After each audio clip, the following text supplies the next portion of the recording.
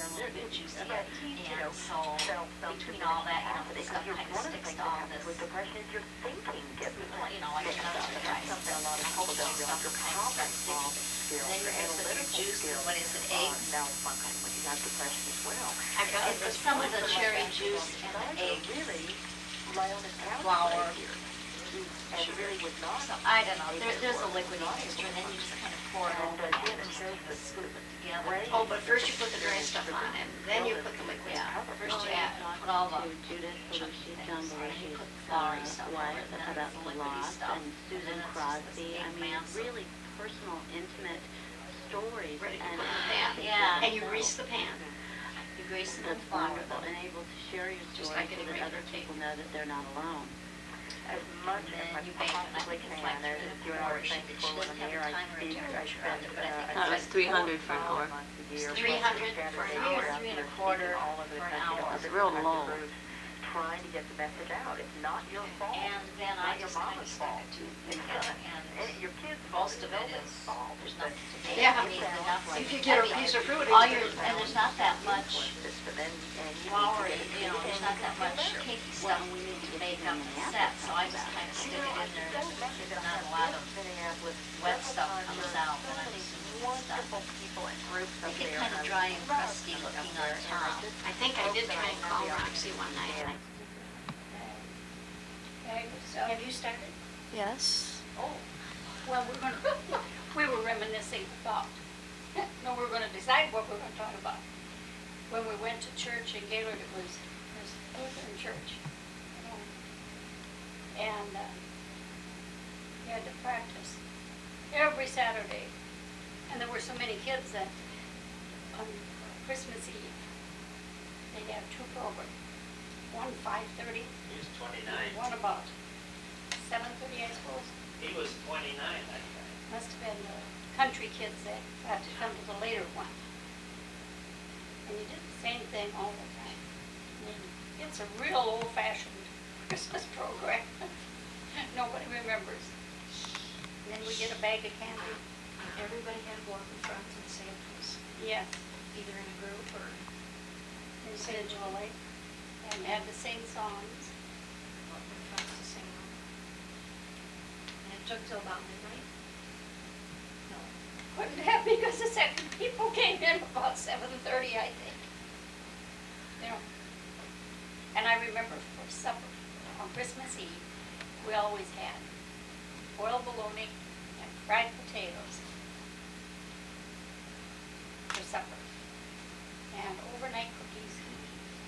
Grandma, We had that every other night. That's how come you remember. no, we don't have boiled bologna. But that was just what we had on Christmas Eve. Was bologna and fried potatoes. And we'd have to eat really early, earlier than 5 o'clock, because church started so early. And everybody always had a new Christmas dress that was made by their mother. Remember when we had those blue satin, mother always dressed us the same. And we had these blue satin dresses with sort of flared skirts and a fitted top, and then there were white diamonds, white satin diamonds around the neck instead of a collar. Ooh, really flashy. Probably wore cotton stockings. Cotton stockings. The color of Stephanie's milk, coffee, real coffee. What was the favorite Christmas present? Well, here's what I only got. One. My Betsy Wetsy doll I really liked. Yeah, I think. And we got Shirley Temple dolls. And we got those. We must have gotten 2 presents, one from the other. Well, so the other grandma, but, in that doll cabinet, I got that. They all. Dione Quintuple, the year they were born. And then we got one fur coat. And because my sister was older than me, I she got of to course keep it. got to keep it. Really, the fur coat was mother's from Wilson when she Oh, was was it? like 18. When he got his first Not job, that little. yes, she had a doll, and he bought it for her doll when he went to Minneapolis to work. doesn't fit this doll. I mean, it should be on the taller doll. I'm just wondering where my doll went. Probably Well, along it's- with the Shirley Temple. Yeah, right. Well, this probably doesn't have a lot to do with that. I just remember that register on the floor where the furnace was. Yeah. And I always think of how nice and hot that air was when you came in on a cold winter you night and you stood on stood top. on it. And it'd be so hot, the furnace, the top would be so hot that instead of being the off-white color it should be, it was red hot from heat. And you'd stand on that register, which was a big yard square, Yeah, I Middle suppose one. it was a yard square and then the circle was probably like 30 inches because along the edges, you know. and you'd stand on it till you couldn't stand Your another bit garters, of heat. your garters got so hot they burned your legs because we And wore your garter legs belts. would be I mean, red. these were real garter belts. They were made out of muslin and they were cut like this and a hole for the neck and they buttoned on the back and then they had long garters attached to them.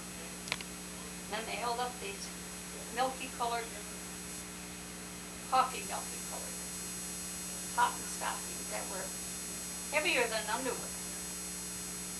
They were really heavy.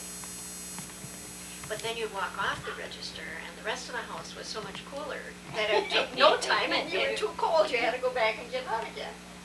Or we'd sit on, it was in the middle of the archway and the archway wasn't this big. And you could lean against the archway and then sort of prop your feet. When you were cold, you put them on top of the register and the heat would sort of come up on your legs and stuff. Then it'd get hot, so then you spread your legs and put them on the other side. It was a real ladylike thing to do. Yeah. I mean, it was either like this or like this. You were really cute.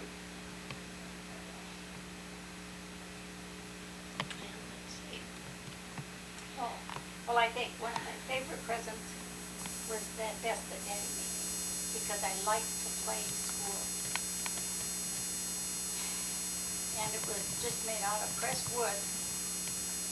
Wasn't anything fancy. But I got It was to- pretty fancy to us. Yeah. Got to I play didn't get school. one. I was the younger child. You got that other one was the flip top desk. Where'd I get that from? Well, I suppose, From school, probably. no.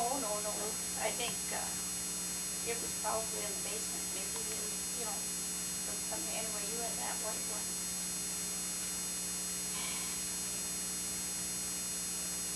Did you go Christmas caroling? No, they didn't do things like that. Oh, but we used to go, let's see, on May Basket Day. Oh, yeah. Then we would go take our May baskets around and, or no, or tricks or treat was it? Oh, We used to do tricks or treat. May Basket Day and May baskets you used to deliver on 1st of May. they'd all all your be classmates. handmade. Yep, they were made out of tissue paper, sort of strung together and tied, and then clipped in. So it looked like it would be blue and white paper and blue paper put together, and then you put some corn candy and some popcorn and stuff in. And if we were lucky, we could get a sample wallpaper book from somebody, and then we made cone-shaped ones, remember? Make a cone.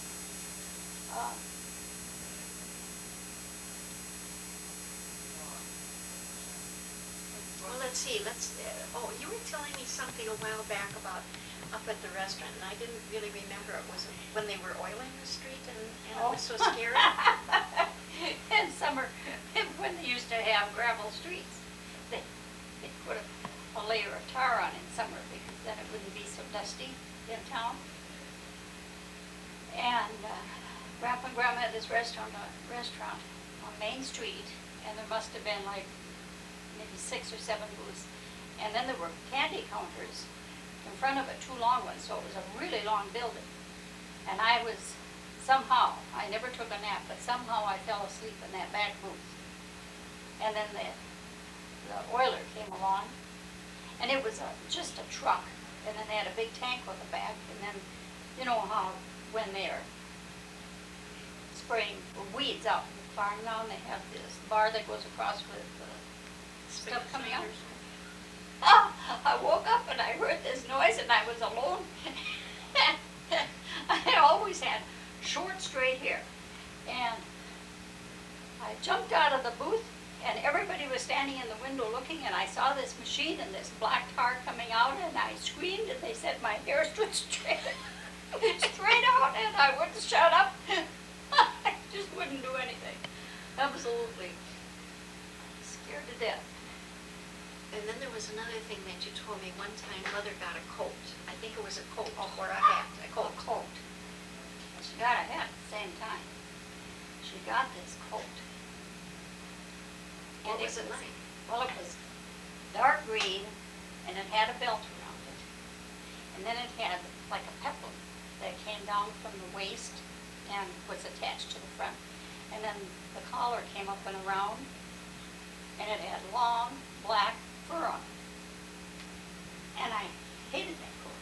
And I screamed in that, I think it was like Just because of the fur? I didn't want her to buy that coat. And I was in Dayton's. I don't know, they went to Dayton's all the time. And I was hollering my head off that I didn't want her to buy that coat. And I don't know whether she liked it. I don't know why. Then she bought this hat to go with it. And the hat was rust. And it was sort of, it had a little brim, sort of like a man's hat might be. And it had a teal colored, a light teal, maybe aqua, grosgrain ribbon on it. And that was a living in. God, I cried. I'm so surprised they ever took me to a store. And then when we were going to get snowsuits, we went with Grandpa and Grandma. His daddy was there. Duyo or? Yeah. Duyo. And we went to, I don't know, when you bought snowsuits, they had these big square counters that were probably 6 feet square, and then they had drawers on both sides that opened, big ones. And we got snow pants, and I had burgundy, and then the burgundy plaid to go with it. And then I insisted I had to have this cap, which was made out of the burgundy with the burgundy knit. It looked like a dude. But I wouldn't give up. The hat cost $1, and I wanted that hat. It didn't matter. And then, I can't remember what color you took, but I know the next time when we were going to buy coats, you got a blue coat with little white flecks in it. And it had a sort of a looser collar, and it had this fur. 19 tuft or something, that it really wasn't fur. And Grandma Dugal always had blue days. And I put up another big fuss because I didn't want her to buy this blue coat that was going to fade because it always fades. And I didn't want her to have that. Boy. My protector. And the coat probably didn't fade, but Grandma always said it always fades. I think she just didn't like it. And our mother said that so often to me. She must have. It's been handed down. Yeah, they didn't like blue. I guess not. And so they insisted it faded, and it looked awful. Awful when it fades. Yeah. And I suppose under your collar it had to say darker. Do you remember that time we went on that vacation with Emily Coleman?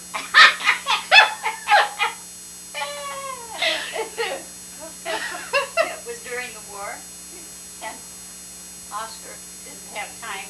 He didn't have a car anyway. So Mother and Emily and Shelby and Jerry and you and me packed up a suitcase, didn't make a reservation, got on a bus, went to Excelsior. We were going to stay at Excelsior. For a week? Yeah, and they must have thought that you just went in and rented a cabin. First of all, we got on this bus, and we really didn't know where we were. They announced the names of the towns usually, so somebody could get off. Well, after we stopped this one time and they were walking on, or driving on, Emily said, I think he said this was Excelsior. And Mother said, well, she thought so too. But he didn't stop to let us on. So they went up and asked. And he said, sure, that was Excelsior. Now we're a mile out in the country. So he dumped us off. And we had to carry suitcases. And somebody's suitcase opened up in the middle of the highway. Everything fell out of it. And a big St. Bernard came out. Great big St. Yeah. Bernard, really. Really, I mean, and here we are. We look like the grapes of wrath people. That's what I keep thinking when I see that. Poor people. Two women and these poor children, and they're all carrying their suitcases, and they were, oh, God. So then they took us to the Excelsior Park, and we kids had to sit there on a park bench. Well, Grandma and Emily went over to find a cabin, and they came back. And the lady was really nice because you were supposed to bring your own linens, towels. Maybe we brought towels, I don't know, but we hadn't brought sheets. And she gave us sheets, and it was right on the lake. It was really nice. And it was close to Excelsior Amusement Park, so we'd walk over there. Every night we went over there and We did one go- ride or, Maybe not every night, I'm not sure. No, Maybe we maybe got not. to buy one thing. But it was a fun week. it really And then, was. I don't know, did Oscar borrow Grandpa's car and come up and get us? I don't remember, I don't think we took the bus back.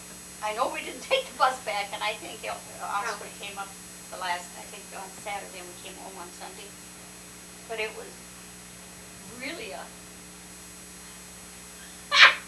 I wouldn't think of going to anything like that now. But I can remember when Daddy and Mother and you and I used to go on vacation every year. And I don't think there were ever reservations. I think they just stopped someplace.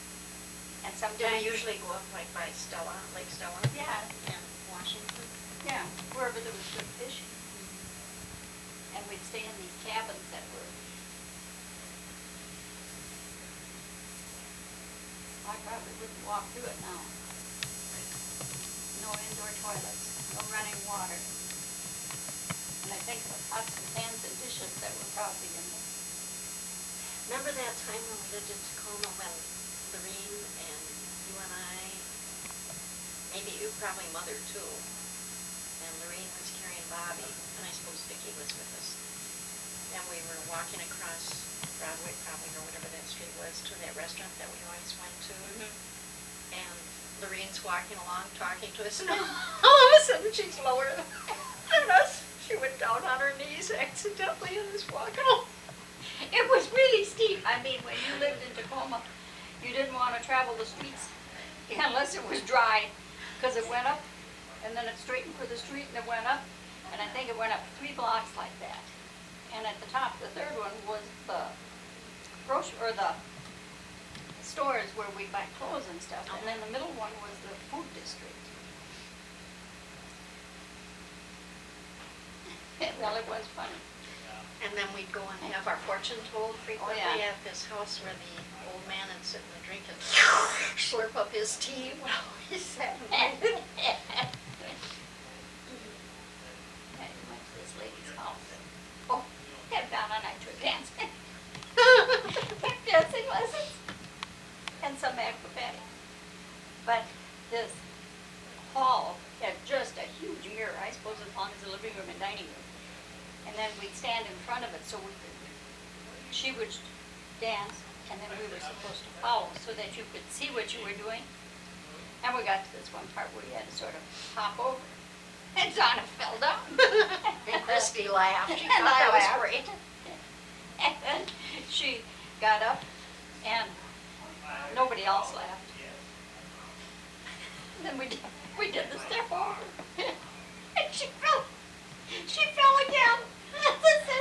We jumped to the other side. I was on a slippery area. I laughed so hard, and then I looked down, and her arm was broken. It was bent, and I said, "Your arm is broken."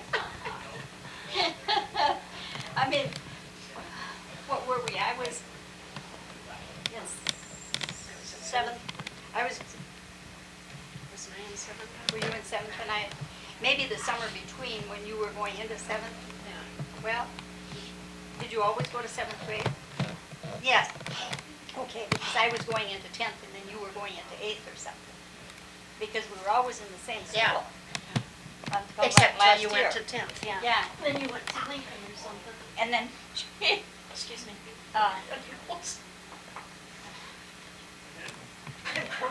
what was I thinking that, I was thinking about something when we went to these schools. We walked or Well, we walked. how we get Walked up those long hills. our candy and how we go and have our donuts down at Salishan. We lived in a housing project, and there wasn't always, I mean, you could only get ice cream once a week at this restaurant, and it wasn't even, it was iced milk. You could only do it once a week, and they didn't serve you a sundae, because that took too much ice cream. What you got was a donut sundae. It was a cake donut, they cut it in half, and they put a dab of ice cream between it, and sprinkled, or poured syrup over the top of it. So it was a donut sundae. And this was during the war. This was during the war. Yeah, because, Oh, and then, what? were you gonna say something else? I was gonna say, like, when we moved out there with Mother, Yeah. Edna and Lois. Oh, yeah. We're living with our aunt and uncle and Sydney the two and boys. Lorene had a 3-bedroom apartment in this housing development. And they had 2 boys and they had 1 bedroom. Sydney and Lorene had 1 bedroom. And this Edna and her daughter, who was, she had quit school, but she was like 17 or 18 because she worked at the defense plant. They worked the night shift, midnight shift. Sydney and Lorene worked the day shift, and Mother worked the swing shift. So Sydney and Lorene would leave early in the morning, and I think as they left, well, I suppose Edna and Lois came back what kind of on work that was truck, this? building ships at the shipyards in Tacoma, SeaTac, Seattle, Tacoma. And then Mother would go to work in the afternoon, and Sydney would, when he would get home, what was it? He picked us up so that he wouldn't, or Bobby wouldn't be without a babysitter because Mother went to work. I don't know how it was, but anyway, Mother and Donna and I slept in 1 bed in their 3rd bedroom. And we'd get out of bed to go to school, and Mother would get out of bed so Edna and Lois could come home and climb into bed. It was never cool till the middle of the day. It was, yuck. And they stayed there at least a month or 2 Oh, yes. under those circumstances. And then eventually we had the bedroom to ourselves, just the 3 of us. Yeah, yeah, the 3 of us. In a double bed. Together.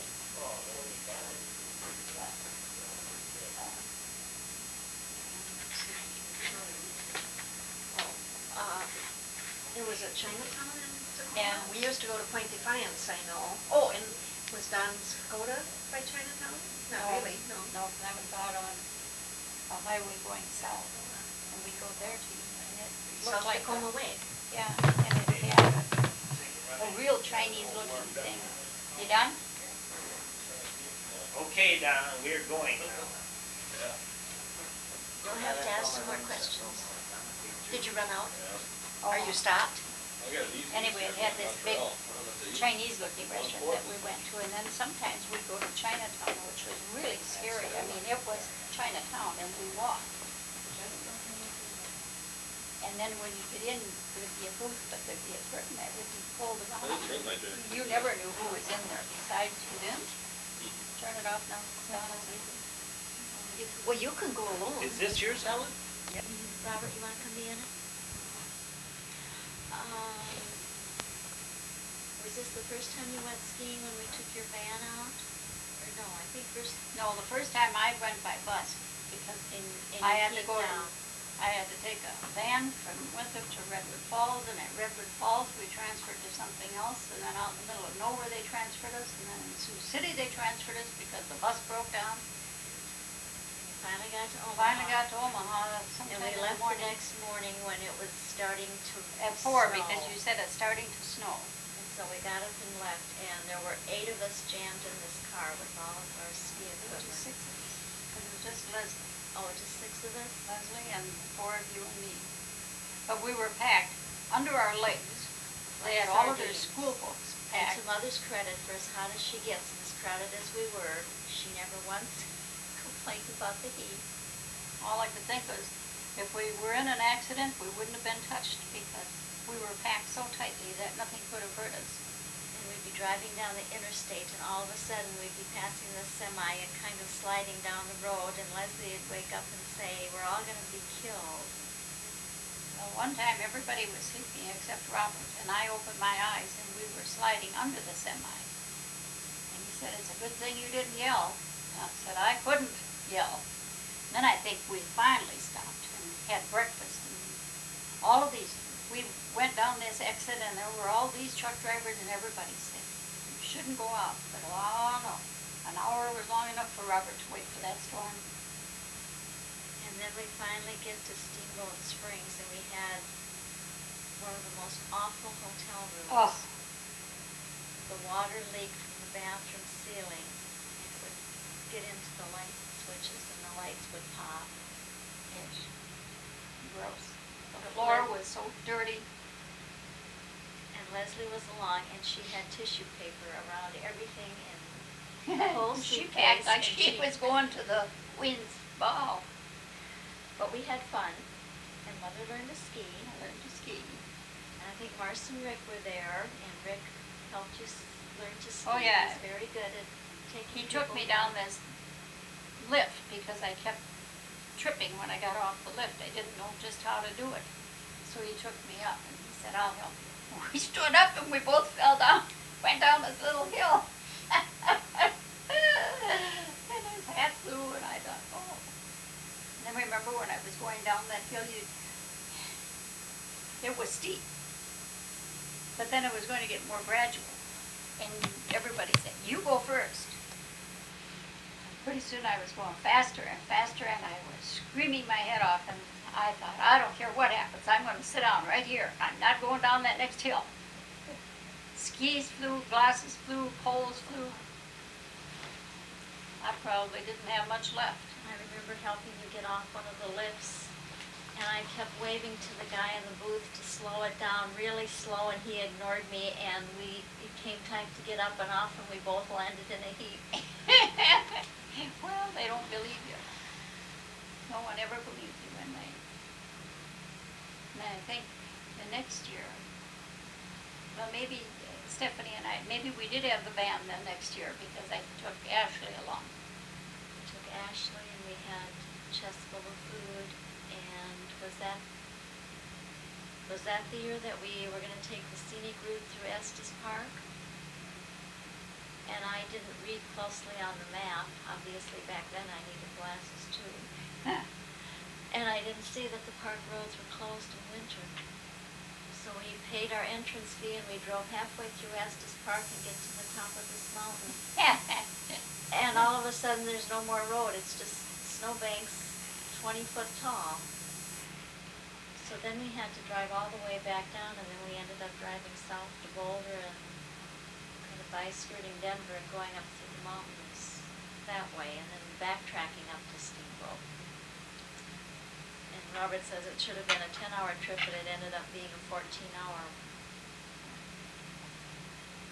And Mars and Rick had left a couple hours later than us in the morning, and they got there a couple of hours before us. Well, we didn't drive so fast.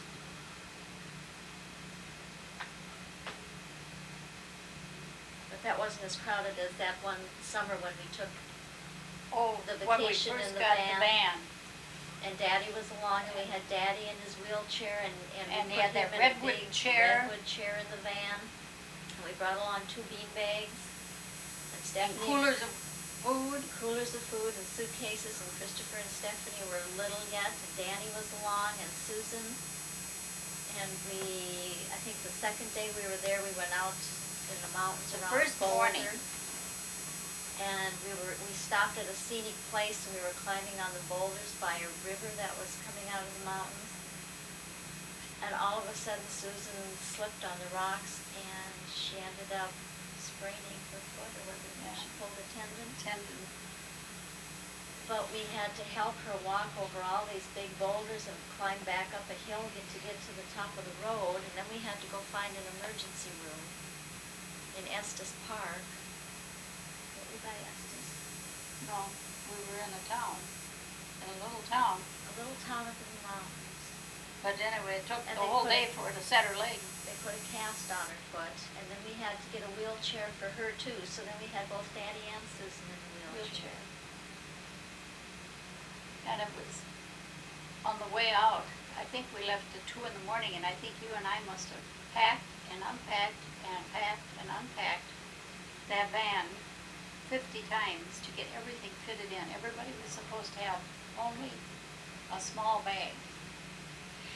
And then we put the 2 BB bags in, and Stephanie and Christopher were going to sleep on those between the front and back seat. And Susie and Danny and I were going to sit on this bench. Well, the person on the end of the bench had nothing to lean against. So Danny and I finally laid down with Stephanie and Christopher and let Susie lay on the bench. And that was the trip where Robert is driving the van and we're going up Pikes Peak, and it's so curvy and we're getting so high, and the people in the back are looking out the windows thinking they are just going to die because we're going so fast. And Mother says, Robert, did you know the speed limit is only 30 miles an hour. And he said, yes, and I'm having a hell of a time keeping up with that. All you could see was sky, nothing but sky forever. Oh, if you did look out the side window, all you could see was down. we were so far up, it just made me sick to look over. And then we got up there. We went into the novelty shop, naturally. Everybody but Robert and Christopher. And Robert and Christopher are walking over to the edge. And Robert is talking. The next thing you know, Christopher is laying on the ground. He fainted because of the air. Christopher was always a little hyper. He was jumping around. Well, I think it was just the light air. Oh, shoot.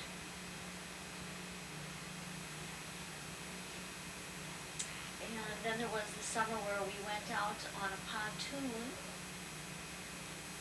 and we had Daddy along in his wheelchair, and we had cherries. Oh, this was when Robert was in the Army. Because Jeannie was going with Tom, and Susie was home, and Mike was home, and Danny was home, and Daddy, and me. And Tom had this big Mercury motor, and we went up and rented a pontoon. And we'd taken lunch along, and I had this big bowl of Bing cherries. And as we're getting on the boat, Tom said, now everybody get up to the front, because when we take off, we're going to go zoom. Well, instead of going zoom, we went zoom.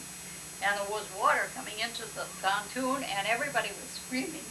The cherries were flying all over the boat. We had to pull Daddy's wheelchair back. There was such commotion. It was really hot when we started out, but it got really cold and windy. And we had garbage bags along, so we took garbage bags and poked holes for our heads and side ones for our arms. And all of us are there with these garbage bags flopping in the wind. And there were so many people on the boat, on the pontoon, and there were so many fish that Michael just had a cane pole and he'd get up. Oh, like a crappie or something. And when he'd swing it in, there was no place to get it close to him. It just sort of swung until somebody caught the line. Stephanie must have been just, what, a year old? Probably, yeah. You were probably colder than the rest of us. I think you should turn it. How about that Christmas Eve program where Susie called up the minister's bench up in front of the... What? We had our Christmas program, and all the little kids would always get up on the front platform in front of the church. And she climbed under it. And Susie, the minister's bench, was right in the middle. Oh, yeah. And she And did there was under? space underneath for her to hide under there, and she wouldn't come out. I mean, all the other kids went down and sat back on the benches. And Susie wouldn't do that. I think it was Mrs. Bentley was up there trying to coax her out and get her to come down. Well, she was always very shy. And one year, you kids had already marched in, and Daddy and I were sitting about a third of the way from the back. And Susie was peeking around, and she must have been at the end of the pew in the center, and she was peeking, trying to see us. And she kept peeking until she fell out on the floor. Oh, God, what a rumpus. Landed on her head. Well, landed out in the middle of the aisle. I don't know why. And I remember when we were little, I knew, of course, nobody had artificial Christmas trees back then. They were all real trees. But I remember going from city to city to city, from Christmas lot to Christmas lot, trying to find the perfect tree. And it was always much, much bigger than Daddy wanted it to be. And It was always crooked. it was always crooked, and he'd come home and he'd have a huge gear from a tractor tire that had a hole in the center, and then he'd have to hack down the stem of the tree, the trunk of the tree to fit in that, and then he'd set it upright after all that work, and it'd still be a Well- foot too tall for the ceiling, and so then he'd have to yank it out, and then he'd saw off some more of the trunk, and then Then we'd set it in a wash tub so it wouldn't tip over. And then we'd tie it to the wash tub handles and to the window thing up there. We'd have ropes all over. And one year I was so disgusted I couldn't find a tree, so I got a $5 aluminum tree. John brought it out from the city when he was coming. And one year I was so disgusted that I got an $8 aqua flock tree from Lawrence Ahl. Wouldn't put a decoration on it. I had a revolving wheel and said that was it.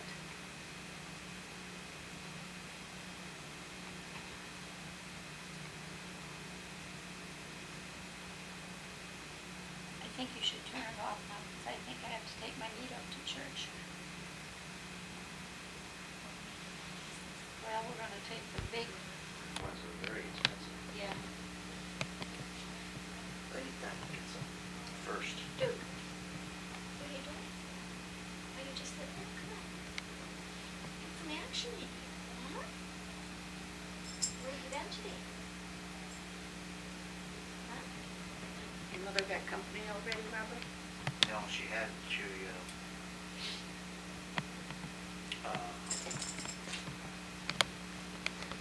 Mark and Linda may not come till tomorrow because Mark had to work today. He got bumped to his regular job. Seniority. So now he's working weekends. No, Chuck. They're somewhere on the way. Right across from Central Park, and some parties across from. It sounds really good. Central Park is huge, so it's possible. It's in Manhattan. Because Manhattan isn't that big. If we take that meat up. Okay, I'm recording, Jeannie. Now, where's my zoom on here? Above your right finger, you use your index. Oh, okay. Mom, we're recording now. Why don't you walk along here and describe things for folks?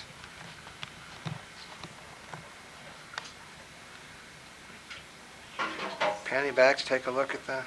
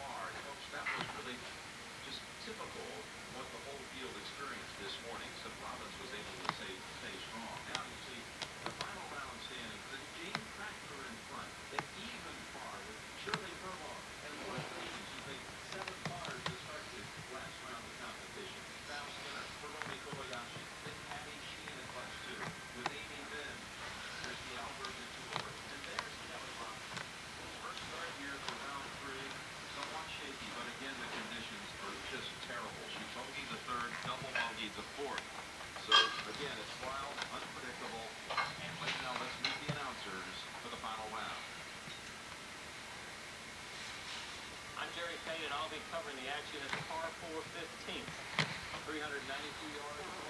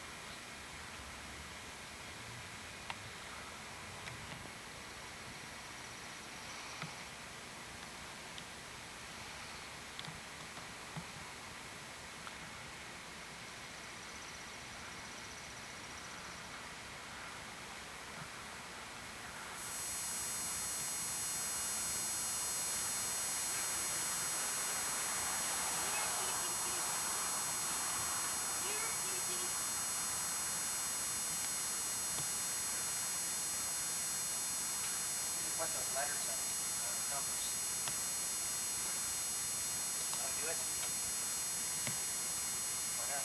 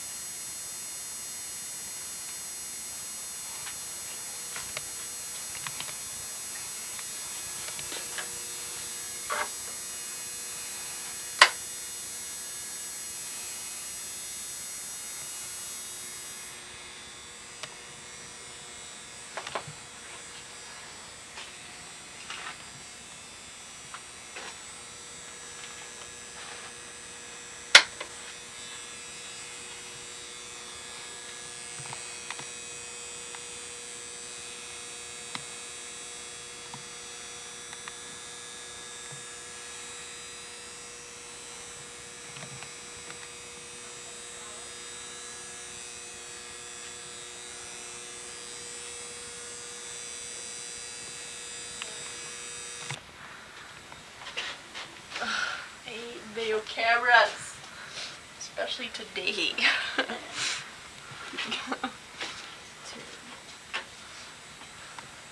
I carry this board, you wanna bring that? What the deal?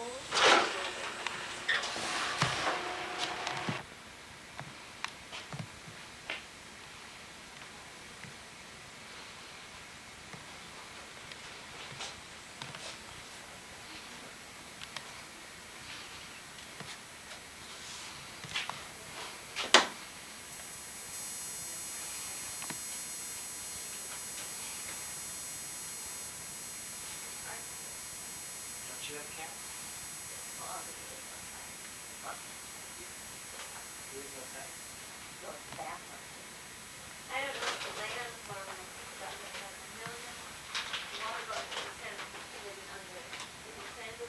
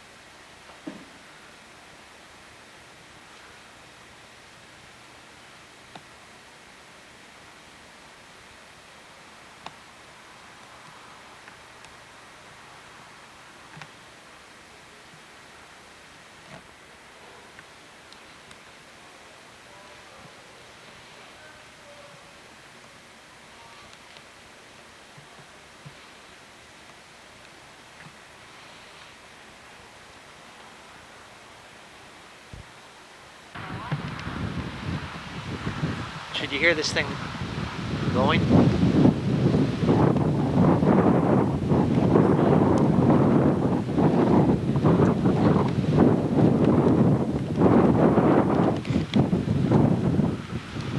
Can you see?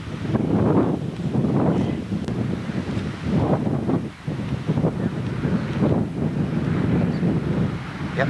Okay, so now I gotta find this little button down here. Wait a second. Good thing I'm not recording right now.